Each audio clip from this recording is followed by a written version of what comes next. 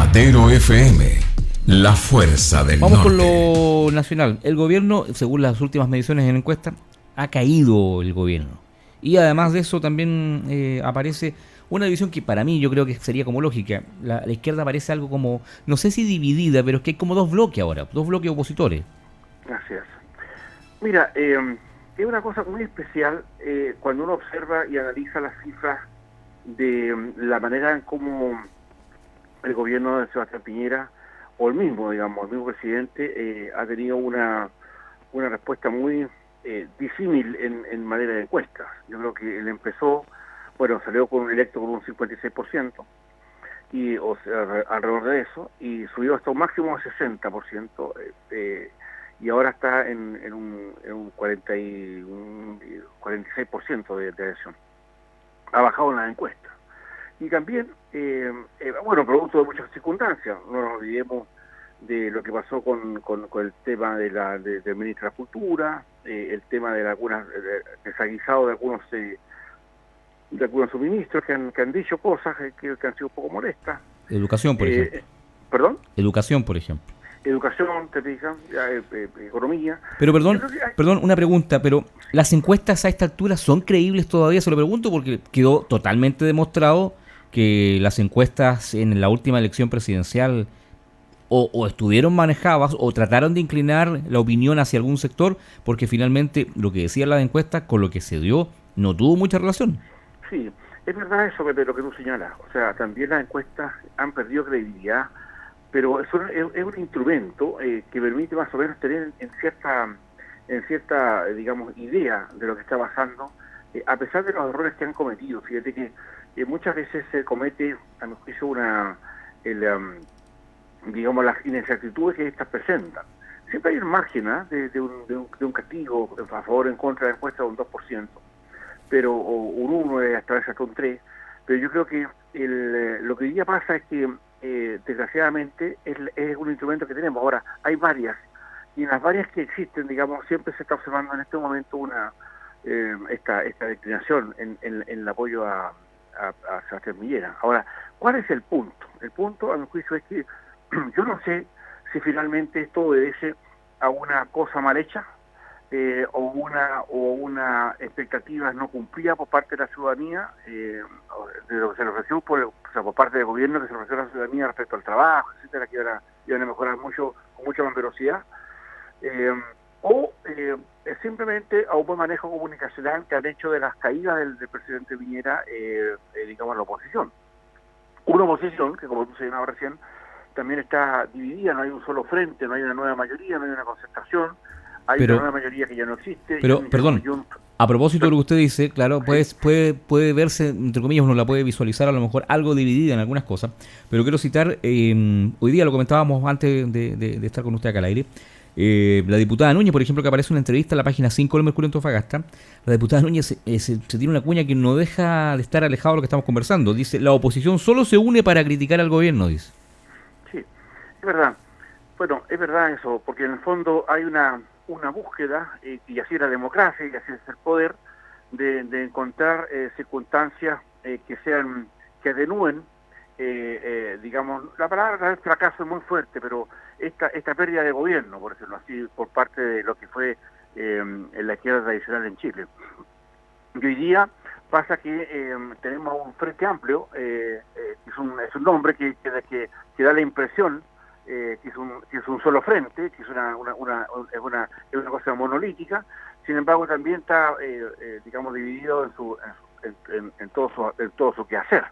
Ahí estamos viendo el Frente Autonomista, Revolución Democrática y tantos más, liderados por un Boris o liderados por un Jackson, que la verdad que lo que hace es entender que ahí obviamente no hay una unión común, no hay una búsqueda de un encuentro primero dentro del Frente Amplio y después contra toda la izquierda. Lo que sí se ve es que hay distintos manejos que buscan la hegemonía de uno y otro. O sea, hoy día la izquierda antigua, por decirlo así, la que viene en los años 70, 60 y antes, busca todavía perfilarse como una opción opción para la ciudadanía, o sea, hacer todavía la posibilidad de tener gobierno. Y por otra, otra izquierda que es una izquierda progresista, una izquierda neomarxista, si tú quieres también, más joven, que lo que busca es perfilarse. Y lo están haciendo en distintas maneras y se pelean esto que ha ocurrido también dentro de este último gallito por el sueldo mínimo, también tiene que ver con la manera en cómo se perfila la antigua izquierda respecto de la nueva. Entonces, ¿por qué? Porque hoy día hay dentro de ellos hay un problema serio de hegemonía. ¿Quién va a tener la hegemonía en las próximas elecciones presidenciales? Ya. Entonces, ¿qué es lo que pasa? O sea, bajan las encuestas del presidente y tiene una oposición dividida. Entonces, el punto está en eso, porque yo no sé dónde va a terminar esto, pero que el gobierno tenga, que Piñera tenga el poder del Estado, el poder ejecutivo, pero no en el Congreso las mayorías necesarias para poder imponer las leyes. Y tiene de 72, le falta mayoría en el Congreso y en la Cámara de Diputados y en el Senado. Sí. Eso hace, obviamente, tener una contra permanente de esto, y ahí lo hemos visto. O sea, lo vimos, por ejemplo, con la misma, sueldo mínimo, como en la Cámara de Diputados se hizo con apoyo también de la gran parte de la nueva mayoría, y un aporte también de Frente Amplio, y en el Senado no. Entonces, yo creo que ahí hay un tema que hay que seguir observando, porque si bien es cierto, no hay más comunión en la izquierda, sí hay una baja en las encuestas, y ya hay propósitos comunes. O sea, a lo que se presente el gobierno, y hay que tener mucho cuidado, Pepe, distinguidos auditores y auditoras, de cómo va a ser la conducta de la oposición hoy día respecto a que si pasó esto con el sueldo mínimo, a pesar que hay nuevas tratativas, se dice que ya se van a arreglar las cosas, etcétera, ¿qué va a pasar también con la nueva ley tributaria, con lo que propone el presidente, con lo que propone el Poder Ejecutivo, y que ya muchas veces sin leerlo, ya habían voces en contra? Entonces, a mí me parece que en estas circunstancias va a haber que tener con mucho más sapiencia, porque un gobierno que ha ofrecido un programa, que este programa no va a ser dejado hacer por la oposición en el Congreso, los castigos pueden ser muy diversos a esto, porque la gente se da cuenta que una gran mayoría que apoyó al presidente, hablaba de un 56%, se da cuenta que esto permanentemente torpedeado en el Congreso, obviamente va a tener una repercusión política en las próximas elecciones presidenciales, o sobre todo en las próximas elecciones, yo diría, de concejales, alcaldes y gobernadores provinciales. Entonces, hay que tener mucho cuidado y prudencia respecto a esto, porque esto no es llegar y llegar. Yo creo que se requieren oposiciones potentes, fuertes, pero también viendo el interés del país. Y probablemente, si no le vienen, es posible que no le guste, o todavía estén disgustados, o dice porque perdió el gobierno. Los gobiernos no se pierden por azar, los gobiernos se pierden porque las cosas no se hicieron bien. Y se pierde la confianza de la ciudadanía, y por eso que van cambiando de gobierno, y esa es la gracia de la democracia. Pero si tenemos un presidente que permanentemente está observando cosas interesantes en el Congreso, y por otra parte en el Congreso, el mismo Parlamento, en la oposición que tiene mayoría, no lo deja gobernar porque le rechaza todo, o todo se lo cuestiona, o quiere imponer sus puntos de vista, eso es muy importante que lo estemos observando, como ya lo estamos haciendo, pero también porque da muestra de una conducta que no va con la esencia republicana de nuestro país. Yo creo que acá lo que basta es tener una muy buena oposición que mejore los procedimientos del gobierno, pero que no lo rechace per se. Yo creo que por ahí hay un asunto que vamos a tener que seguir observando, porque obviamente es un tema delicado, porque obviamente también pero esto es política. Damos cuenta, o da cuenta esta circunstancia, de que el gobierno que no es fácil gobernar. Correcto, pero hay un tema, esto es política. Claro. ¿Y acaso cuando estaba al revés, cuando gobernaba la Concertación, o como se llamaba, la derecha, acaso también hubo un tiempo que también hizo lo mismo, que también le negaba la sal y el agua al gobierno? Pero con una diferencia notable, Pepe. ¿Cuál? El gobierno tenía mayoría en el Congreso. Ya, buen punto. ¿Te fijas? Y eso cambia las circunstancias. Porque muchas veces ellos podían apoyar todas sus leyes, porque tenían mayoría. ¿Ya? O sea, y no hicieron el cambio de leyes, no sé por qué. No sé, pues, algo pasó, ineptitud o desajuste, desinteligencia, como quieras llamarle. pero la concertación nunca dejó de tener mayoría en la Cámara.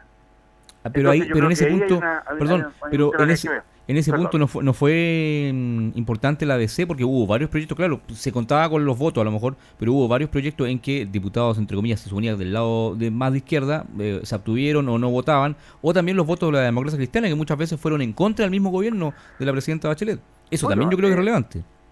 lo que tú señalas es una tremenda trascendencia, porque en el fondo eso es la pura verdad. Es decir, el cómo se particularmente en el último gobierno, el Bachelet 2, cómo hubo, digamos, personas que hicieron eso, parlamentarios de la democracia cristiana, y no solo la democracia cristiana, no se olvide del PPD o el Partido Radical, y en algunos casos también del Partido Socialista. Entonces yo creo que ahí también la izquierda pecó, a mi juicio, de una excesiva soberbia, y también de dar a conocer, porque lo que no les gusta en el Congreso, no les gusta en el Parlamento, es que ellos sean buzón, o sea, que el gobierno diga algo y tengan que agachar la cabeza. Acá, por lo que yo observo, falta conversaciones preparlamentarias o pre-leyes que lleguen al Congreso a conversarse, a discutirse, porque en el fondo, claramente, hay que sacar partido de algunas cosas, porque así es el poder, digamos, se ejercita de esa manera, no colocando palitos permanentemente al gobierno, sino que por la vía de cuestionar el proceso de la ley que emana del Ejecutivo, la proposición de la ley, ellos mejoran, le ponen ese nombre, mejoran la ley para dar a conocer y poner su punto de vista, o quitarle fuerza, o ponerle más fuerza en algunos casos que le parece más interesante. Por eso creo que está ocurriendo respecto de la baja de las encuestas, y por la vía de la otra, con una oposición que en el fondo no tiene ni siquiera liderazgos comunes, porque tú miras hoy día a 3 años de elección presidencial o 3 años de tener un nuevo candidato, en la izquierda no se avisó a nadie, ¿te fijas? Entonces tú puedes decir, bueno, ¿quién va a ser finalmente el candidato? Ya va a ser de nuevo Beatriz Sánchez, a lo mejor va a ser Boric, o va a ser no sé quién de ellos va a ser, ¿te fijas? O quién va a ser del socialismo, digamos, del socialismo de siempre. Va a ser Insulza, que no lo dejaron ser en la última elección, va a ser Monte, no sé, o que en la democracia cristiana, ¿quién van a llevar ahora? ¿Va a llevar a Pizarro? Ya, o de nuevo va a ir digamos, otros senadores del partido, digamos, por ejemplo, gente que está más en función de lo que son la democracia cristiana, la más chascona, la más izquierda de la democracia cristiana, por ejemplo, la senadora por Atacama, va a ser candidata presidencial. Entonces, hay acá un tema que llama la atención, porque debiera haber una mantención. Ahora, la votación tampoco, digamos, es mala, o sea, un 46% de respaldo popular tampoco es negativo, pero obviamente esto llama mucho la atención porque no se condice una baja en la encuesta con una oposición que digamos que no tiene liderazgos únicos ni comunes todavía. Ya, pero yo insisto en un tema, el tema de la encuesta, está bien que es cierto, usted lo decía, las encuestas son un termómetro, miden, pero insisto en algo, o sea, hay que estar muy atento a cómo son medidas las encuestas, porque quedó demostrado, y no lo digo yo, si quedó demostrado, el fracaso total de la encuesta en la última elección presidencial. Entonces, creerle tanto o basarse tanto en la encuesta, o algunos utilizan la encuesta y dicen, no, es que según la encuesta, cuando les conviene a algunos, miran bien la encuesta, y cuando no, como que les bajan el perfil. Sí, tiene toda la razón. Vamos a otro punto. Igual hay que guardarse una diferencia, sí. Hay que guardarse una opinión respecto a que hay que decir lo que tú estás señalando, con claridad. O sea, las encuestas van a tener que caminar bastante más para hacerse creíble en el corto plazo. Perdón, y lo otro relevante, ¿quiénes están detrás de la encuesta? Porque uno ve la encuesta, no, que según el Centro de Estudios Públicos, tanto, ¿quiénes están detrás de esta? Son partidos políticos, muchos de esos ligados a sectores como la UDI u otros también como la democracia cristiana, en ambos polos. Entonces, también eso maneja la encuesta, digamos las cosas como son. Sí, y además que uno normalmente tiende a conversar o a opinar sobre una encuesta, claro. Y hay decenas de encuestas que están dando vueltas, muy interesantes todas, y uno pone mucha atención. Yo te hago este comentario porque, digamos, la Universidad del Desarrollo, ¿ya? yo tengo colegas interesantes ahí, amigos, fue la única que le apuntó a la encuesta presidencial pasada, digamos, fue la única. Y esta universidad, con la que está haciendo ahora, las encuestas en términos de datos son más o menos parecidas, por eso que le doy más atención respecto a lo que está ocurriendo ahora. Uno tiene que seguir a esas encuestas o esas instituciones que se han acercado a los procesos donde los resultados le han dado la razón. Entonces yo creo que eso también es importante considerarlo. Matero FM, la fuerza del norte.